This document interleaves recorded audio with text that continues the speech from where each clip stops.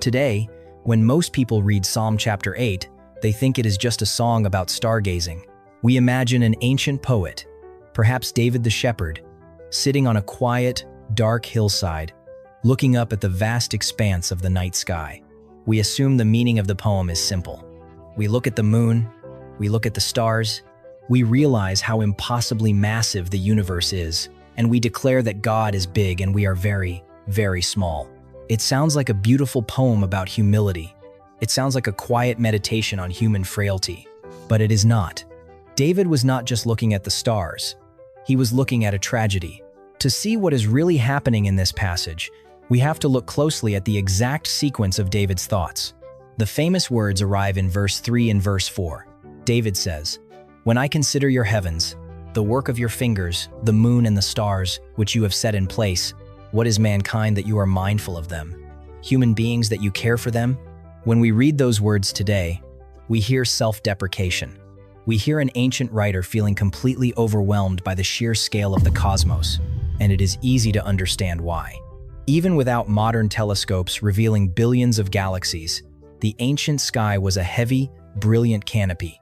Without modern city lights, the stars were a dominant, overwhelming physical presence.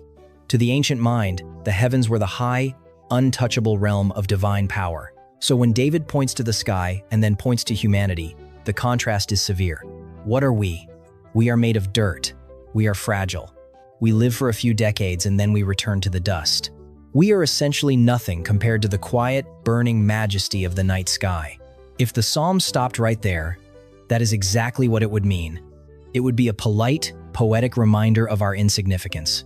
We would read it, feel small, and move on. But the psalm does not stop there. And this is where the popular modern reading of Psalm chapter 8 begins to fall apart. Because the moment David finishes asking his famous question about how small humanity seems, he completely reverses direction. He does not offer a comforting thought about how God simply loves tiny, fragile things. He does not say that God looks down with pity on our insignificance.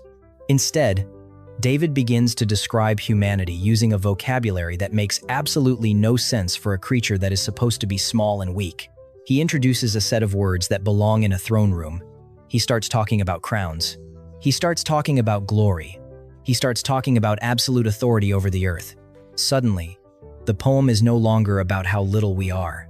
It becomes a shocking revelation about what we were originally designed to be. When you look at the exact words David uses next, the poem stops being about stargazing. It becomes a mystery about a lost destiny. But to understand why David suddenly uses this aggressive, royal language, we have to look carefully at the vocabulary itself. Because David is not inventing this idea out of thin air as he looks at the night sky. He is remembering a story we have almost forgotten. Let us listen to the actual words David uses next. In Psalm chapter 8, verse 5, he writes, "You have made them a little lower than the angels, and crowned them with glory and honor." Pause for a second and look at those specific words. Glory, honor, crowned. This is not the vocabulary of a fragile, insignificant speck of dust. This is the vocabulary of a monarch. The Hebrew words David chooses here are striking, and they completely change the tone of the poem. The word translated as glory is kavod. In the Hebrew Bible, kavod means weight, substance, or heavy significance. Most of the time, this word is reserved to describe the overwhelming, untouchable presence of God himself. The word translated as honor is hadar. It describes royal splendor.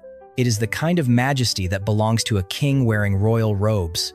And David says that God took this divine weight, this royal splendor, and placed it on the head of humanity like a crown. Then, in verse 6, David goes even further. He says, "You made them rulers over the works of your hands. You put everything under their feet." Notice the contrast. David just looked up at the heavens and called them the work of God's fingers. The stars are a masterpiece, but they are not the rulers. According to David, God created the massive, burning stars. He created the expansive oceans.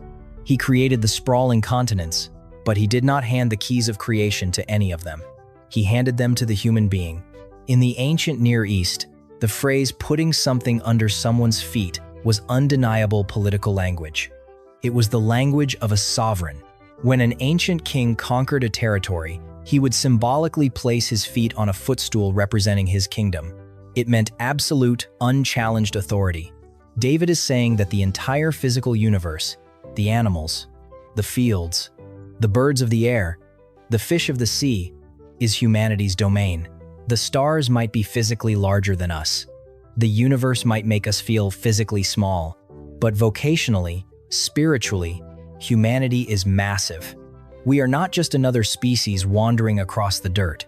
We are not just biological accidents living under an empty sky. According to this psalm, a human being is God's vice-regent, a ruler, a king and a queen placed over the physical world to guide it, cultivate it, and lead it into flourishing. When David looked at the night sky, he did not just see a big God and a small humanity. He saw a magnificent God who had delegated his own authority to human beings. But this raises a massive question. Where did David get this idea?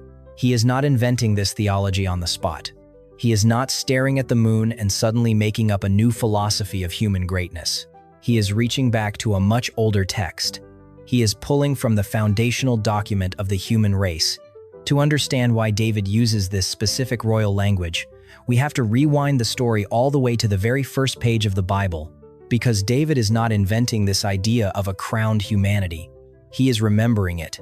When David writes Psalm chapter 8, he is taking his vocabulary directly from the first chapter of the Bible. To understand why humanity is described as wearing a crown, we have to go back to the opening pages of Genesis. In the Genesis creation account, God brings order out of chaos. He separates the light from the darkness. He gathers the waters. He fills the sky with stars and the oceans with life. The whole narrative is structured like the building of a massive cosmic palace. And in the ancient world, the final step of building a temple or a palace was always the same. The builder would take an image of the god or the king, a physical statue, and place it in the center of the space to show who was in charge. The image was the visible representative of the invisible ruler. Genesis chapter 1 reaches its climax on the sixth day. But God does not place a lifeless statue of wood or stone into his cosmic temple. He places humanity. Genesis chapter 1, verse 26 says, "Then God said, 'Let us make mankind in our image, in our likeness, so that they may rule over the fish in the sea and the birds in the sky, over the livestock and all the wild animals.'" For a long time, readers have debated what it means to be made in the image of God. People have suggested it means our ability to reason, or our capacity for relationship, or our moral awareness. And those things are true, but in the context of the ancient Near East, being the image of a ruler was primarily about vocation. It was about authority. When ancient kings conquered a distant territory, they could not be there in person. So, they would set up an image of themselves, a physical monument, to tell everyone in that region who the true sovereign was. The image was a declaration of the king's dominion. When God creates humanity, he places us in the physical world as his living, breathing images. He delegates his authority to us. He tells humanity to be fruitful, to multiply, to fill the earth, and to subdue it. This was not a command to exploit the earth or destroy it. It was a command to cultivate it. Adam and Eve were placed in the garden to take the wild, untamed potential of the earth and turn it into flourishing, beautiful order. They were meant to rule creation the exact same way God rules creation, with life-giving, generous care. This is the royal destiny David is remembering. Notice the exact parallels between Genesis chapter 1 and Psalm chapter 8. Genesis says, humanity was created to rule over the fish of the sea, the birds of the sky, and the livestock. Psalm 8 says God put everything under our feet, all flocks and herds, the birds in the sky, and the fish in the sea. David is not just writing a random song. He is writing a theological commentary on Genesis. He is looking back at the original design of humanity and marveling at the incredible weight of our calling. We were not created to just survive. We were created to rule. God crowned humanity with glory and honor so that the invisible Creator could be visibly represented through the wise, loving dominion of human beings over the physical world. It is a stunning picture. It is the highest possible vision for what a human being is meant to be. But when we close the Bible and look at the actual world we live in, we hit a massive wall. Because if this is what humanity was originally designed to do, we have to ask a deeply uncomfortable question. If this is our true calling, why does the world look the way it does? If humanity was created to rule as God's royal representatives, crowned with glory and honor, we have a problem. Because when we look at human history, and when we look out our own windows today, we do not see a world flourishing under wise, life-giving human dominion. We see chaos, we see wars, we see environmental decay, we see disease, violence, and death. Psalm chapter 8 says that God placed everything under our feet. But the brutal reality of human existence is that things are constantly rising up to defeat us. The physical world fights back. We build things, and time tears them down. We try to cultivate the earth, and it produces thorns. We try to build just societies, and they collapse into corruption. Instead of ruling creation, we are often ruled by it. We are ruled by fear. We are ruled by our own destructive desires. The biblical explanation for this massive gap between our original calling and our current reality is found in Genesis chapter 3. When Adam and Eve rebelled in the garden, they did not just break a religious rule. They abandoned their post. They took the crown of glory and honor and threw it into the dirt. When humanity chose to define good and evil for themselves, rather than trusting the wisdom of the Creator, they surrendered their delegated authority to a deceiver. The result was not just a spiritual fracture. It was a cosmic disaster, because humanity was the designated ruler of the physical world. When the ruler fell, the whole kingdom fractured. The Apostle Paul describes this tragic reality in Romans chapter 8. He says that the entire creation was subjected to frustration. It was enslaved to decay. The physical world is now groaning, waiting to be set free. It is like a kingdom suffering under a broken government, waiting for the true king to return and put things right. This creates an agonizing tension. Imagine what it was like for the ancient Israelites to sing Psalm chapter 8 centuries later. They would gather in the temple, or sit by the rivers of Babylon during their exile, and they would sing David's words. They would sing, "You have crowned humanity with glory and honor. You have put everything under our feet." But as they sang, they were wearing chains. They were ruled by violent foreign empires. First the Assyrians, then the Babylonians, then the Persians, the Greeks, and finally the Romans. They were a conquered people, suffering under the crushing weight of human pride and geopolitical violence. They did not look like rulers. They looked like victims. And yet, they kept singing the psalm. They did not erase it from their worship. They kept singing it because they began to understand it, not just as a memory of what humanity used to be, but as a prophecy of what humanity still needed to become. They were waiting for a true human. They were waiting for an ultimate image bearer who could step into the wreckage of history, pick up the broken crown out of the dirt, and finally rule the world the way God intended in the beginning. For hundreds of years, the song hung in the air, waiting for an answer. And then, in the first century, a Jewish writer in the New Testament finally picks up the exact words of Psalm chapter 8. He quotes the entire poem. He looks at the broken state of the world, and he makes the most profound pivot in the entire Bible. The book of Hebrews is one of the most complex and beautiful letters in the New Testament. And in the second chapter, the author does something remarkable. He reaches back into the Old Testament, pulls out Psalm chapter 8, and quotes it word for word. He writes, "What is mankind that you are mindful of them? A son of man that you care for him. You made them a little lower than the angels. You crowned them with glory and honor and put everything under their feet." The author of Hebrews knows exactly what this psalm means. He knows it is not just a poem about stargazing. He knows it is the foundational job description of the human race. It is the Genesis mandate set to music. But then, the writer does something that sets the Bible apart from almost every other ancient religious text. He is completely, brutally honest about human failure. Immediately after quoting the majestic promise of Psalm chapter 8, the writer adds a short, devastating piece of commentary. In Hebrews chapter 2, verse 8, he writes, "In putting everything under them, God left nothing that is not subject to them. Yet at present, we do not see everything subject to them." Pause for a second and look at that sentence. Yet at present, we do not see everything subject to them. That is one of the most agonizingly true statements in all of Scripture. It is the writer looking at the original design of humanity, and then looking out his window at the actual state of the first century world, and admitting that the two things do not match. We were supposed to rule the earth with wisdom and love. Yet at present, we do not see that. We were supposed to cultivate life and human flourishing. Yet at present, we see war, sickness, and corruption. We were supposed to wear the crown of glory and honor as God's royal representatives. Yet at present, the crown is on the ground. It is buried under thousands of years of human rebellion. The author of Hebrews does not sugarcoat the human condition. He does not offer a naive, overly spiritualized view of the world where everything is perfectly fine. He looks directly at the chaos. He admits that the project seems to have completely failed. Humanity has dropped the mandate. The physical world is fractured. Death seems to be the ultimate ruler of the human story.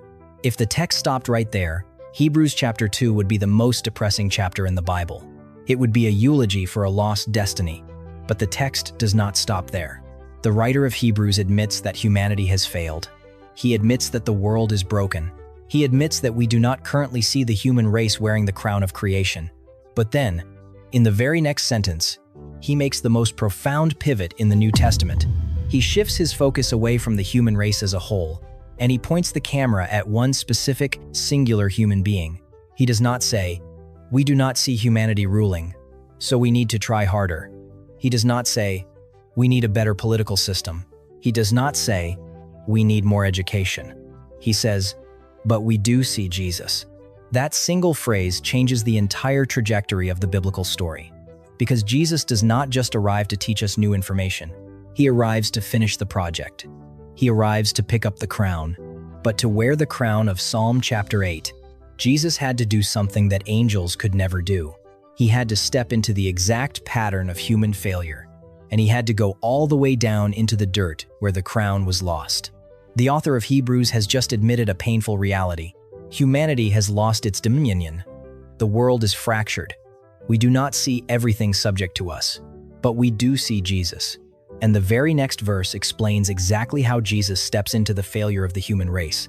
Hebrews chapter 2, verse 9, says, "But we do see Jesus, who was made lower than the angels for a little while, now crowned with glory and honor because he suffered death, so that by the grace of God he might taste death for everyone." Notice what is happening here. The writer is taking the exact language of Psalm chapter 8 and applying it directly to the life of Christ. Psalm 8 originally said that God made humanity a little lower than the angels. It was a magnificent statement about human design. But in Hebrews, that same phrase is used to describe the incarnation of the Son of God. Why did Jesus have to become human? Why not come as a blazing angelic warrior? Why not arrive in the sky with a sword of fire and simply destroy the chaos from above? Because an angel cannot fulfill a human vocation. The mandate in Genesis was not given to spirits. It was given to flesh and blood. God did not put the physical world under the authority of angels. He put it under the feet of humanity. So, for the broken project to be rescued, the rescuer had to be human. Jesus had to become flesh. He had to become, for a little while, lower than the angels. He had to enter the very physical environment where we had failed. And if you watch how Jesus lives in the Gospels, you see him doing exactly what humanity was always supposed to do. He walks on the turbulent water, showing true human dominion over the chaotic sea. He multiplies bread, cultivating abundance in a barren wilderness. He heals the sick, pushing back the decay of the fallen world. He commands the wind and the waves, and they obey him. He is exercising the wise, life-giving authority that was lost in the garden. But the writer of Hebrews adds a detail that is incredibly dark and incredibly beautiful. He says Jesus was made lower than the angels for a specific reason, so that he could suffer death. Tasting death does not just mean coming to the end of a physical lifespan.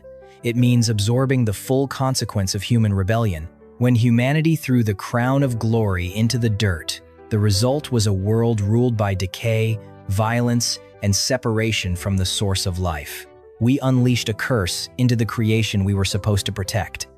Jesus steps directly into the center of that curse. He does not rule from a safe, untouched distance. He comes as the true human king, but he does not arrive wearing a crown of gold. He allows the thorns of the cursed ground, the very symbol of humanity's failure in Genesis chapter 3, to be twisted into a mocking crown for his own head. He allows the violent, corrupt systems of human empire to nail him to a piece of wood. He tastes the absolute bitter end of the human exile. At the cross, it looked like the ultimate defeat of the human race. It looked like the chaos of the fallen world had completely crushed the image of God. It looked like death had the final word. But Jesus was not just another failed human. He was the ultimate human. He was the one who never surrendered his trust to the deceiver. Jesus did not just come to the earth to show us who God is. He came to show us what humanity was always supposed to be. And that changes exactly what happens when he rises from the dead. When Jesus steps out of the tomb on Easter morning, he is not just defeating death. He is taking humanity's original job description back from the grave. The resurrection is not just an escape. It is a coronation. Return to the words of Hebrews chapter 2, verse 9. The writer says that because Jesus suffered death, he is now crowned with glory and honor. That is the exact language of Psalm chapter 8. It is the exact royal vocabulary of the Genesis creation account. The crown that fell from humanity in the garden has finally been picked up. But notice a crucial distinction. Jesus does not just wear this crown as the eternal, untouchable Son of God. He wears it as the true human.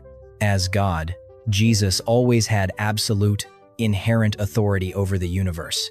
He never lost it. But the dominion described in Psalm chapter 8 is different.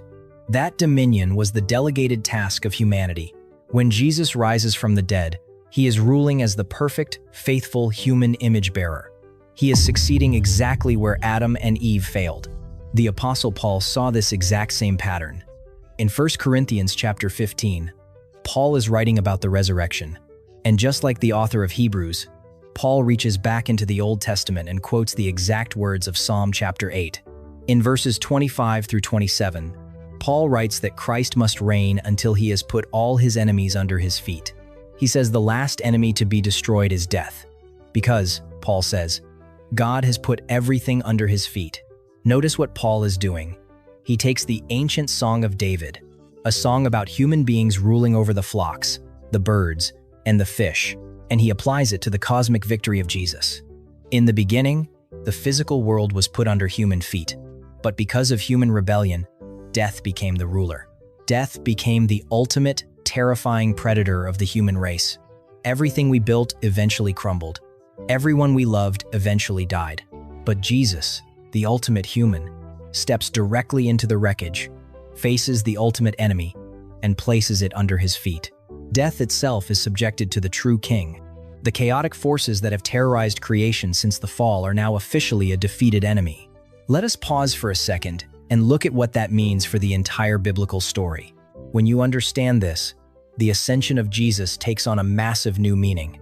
When Jesus ascends into heaven and sits at the right hand of God, it is not just a spiritual metaphor. It is a vocational triumph. For the very first time since the Garden of Eden, humanity is seated exactly where it was always supposed to be. There is a human being correctly ruling the cosmos. The project of Genesis chapter 1 is back on track. We are no longer defined completely by our failure. We are defined by our royal representative. The universe is no longer waiting in the dark for a ruler. The true image bearer is on the throne. The crown of glory and honor is resting securely on the head of a crucified and risen human. If the story stopped there, it would be a magnificent victory for Jesus alone. We could stand back and admire him from a distance. But the author of Hebrews does not leave the crown on Jesus alone, because Jesus did not reclaim this dominion just for himself. The author of Hebrews makes a stunning theological turn in chapter 2, verse 10. He writes that it was fitting for God to bring many sons and daughters to glory. Wait, look at that word, glory. Where did we just see that word? It is the exact word from Psalm chapter 8. God crowned humanity with glory and honor. Jesus did not just come to rescue us from hell. He came to restore us to our vocation. He came to bring us back to glory. In verse 11, the writer goes even further. He says, "Both the one who makes people holy and those who are made holy are of the same family." So, Jesus is not ashamed to call them brothers and sisters. This is the breathtaking conclusion of the Psalm chapter 8 pattern. Jesus did not just become human, defeat death, pick up the crown, and leave us behind. He tied his humanity to ours. Because he is the perfect image bearer, everyone who is united to him by faith is slowly being restored into that exact same image. Jesus is the trailblazer. He cut the path through death and stepped into the royal throne room, leaving the door wide open behind him. This changes how we look at the future. When the Bible talks about eternity, it does not describe human beings floating on clouds as disembodied spirits playing harps. The biblical vision of the future is a new heaven and a new earth. It is a physical, restored universe. And in the book of Revelation, chapter 22, when John sees the final, redeemed city of God coming down to the earth, he says something incredible about the people living there. He does not just say they will worship God forever. He says, "And they will reign forever and ever." Reign, rule, exercise dominion. The mandate of Genesis chapter 1 is not abandoned. It is ultimately fulfilled. The human race will finally do what it was always designed to do. Under the headship of Jesus, we will cultivate the brilliant potential of a redeemed physical universe, completely free from the curse of death. This is why singing Psalm chapter 8 today is so radically different than it was for ancient Israel. When we look around the world right now, we still see the tension. We still see disease, violence, and decay. The crown still feels broken. We do not yet see everything subject to us, but we do see Jesus. And because we see Jesus crowned with glory and honor, we know how the story ends. The physical universe is not hurtling toward meaningless destruction. It is waiting for the sons and daughters of God to be revealed. So, what happens when we walk outside at night and look up at the stars? The modern world tells us that the universe is vast, cold, and empty, and that we are nothing but an accidental spark on a tiny speck of dust. But the biblical worldview tells a completely different story. Yes, the physical size of the cosmos is staggering. It is the brilliant masterpiece of God's fingers. But the stars do not wear the crown. You do not look up at the night sky to find your insignificance. You look up at the night sky to marvel at the grace of a God who built a massive, beautiful universe and then handed the keys to human beings. And when you realize how deeply we failed that calling, you do not have to fall into despair. You can look at the cross, the empty tomb, and the throne, and see the true human who rescued our royal destiny from the grave. If this is helping you see Scripture with fresh eyes, subscribe so you do not miss the next study. Psalm chapter 8 is not a quiet poem about feeling small. It is a bold, triumphant guarantee of our future. The song was never just about the stars. It was about a God who refused to let humanity lose its crown.